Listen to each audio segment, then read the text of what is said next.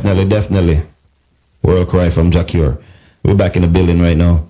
Live on the line with Ed Billings right now. Ed, you there with us? This is Brother Ed on the line here.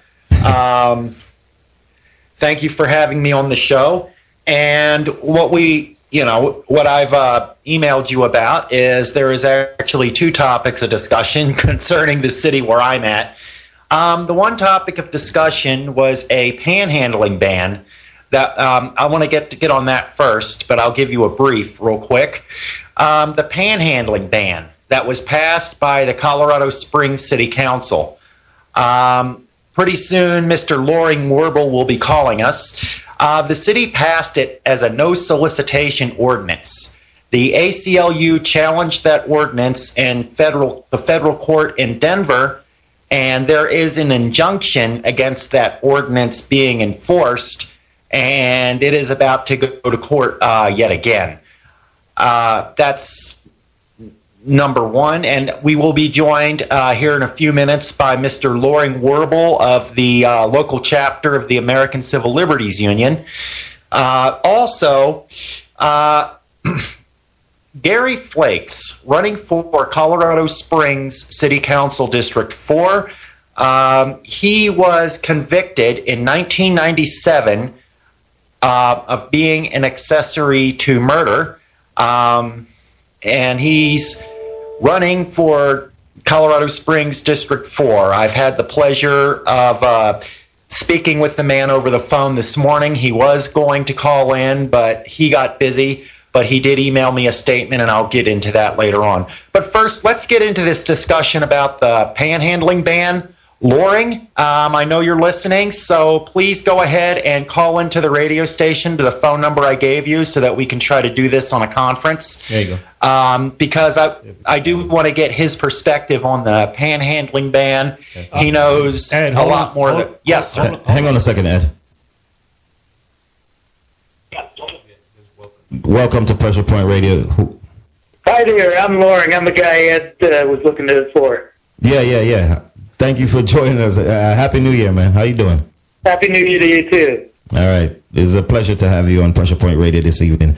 Ed mentioned a topic about panhandling ban over there in Colorado. You know what I mean? Injustice, as always, by the council. What's going on? Well, not a lot. It's kind of a crazy town because just before New Year, they put in video surveillance downtown, too. So we won on one, but we still got new video cameras all over town now. Hang on a second. Ed, are you with us, too? Yeah. Yes, I can hear you. Okay, so we're all in conference now. Great. Okay, so we go, Lauren, you saying, continue, Lauren. Sorry to cut you. Hey, are you hearing me okay? Is this you're perfect. Okay?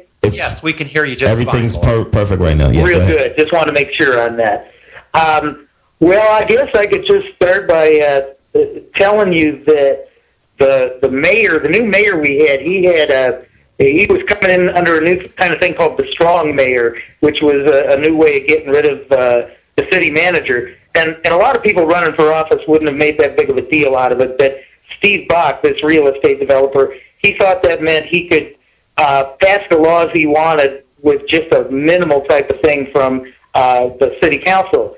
So he planned all these special solutions groups, and they acted kind of like Dick Cheney's energy policy groups. They just met in secret and made new resolutions, and one of them was to put video cameras all over downtown, and we tried to fight that, and we couldn't, and so the video cameras went live on December 30th.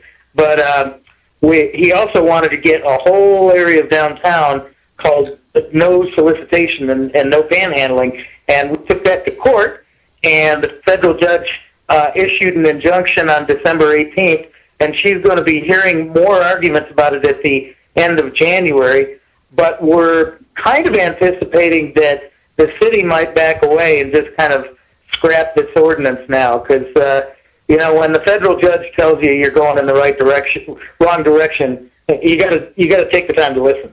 Right. So. True. What I did see in a news interview with Tim Lee, Loring, after that that came into place, the injunction, Tim Lee seems adamant about still wanting to spend up all this money to try to challenge and still try to fight against blockage of that panhandling ban.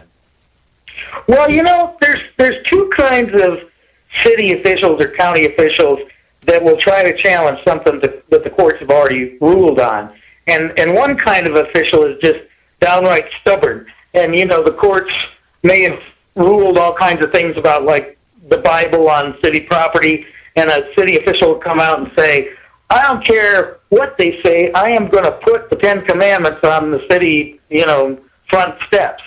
And that's the stupidest kind of thing of all, because that person is going to lose, and they're going to make their city spend millions and millions of dollars.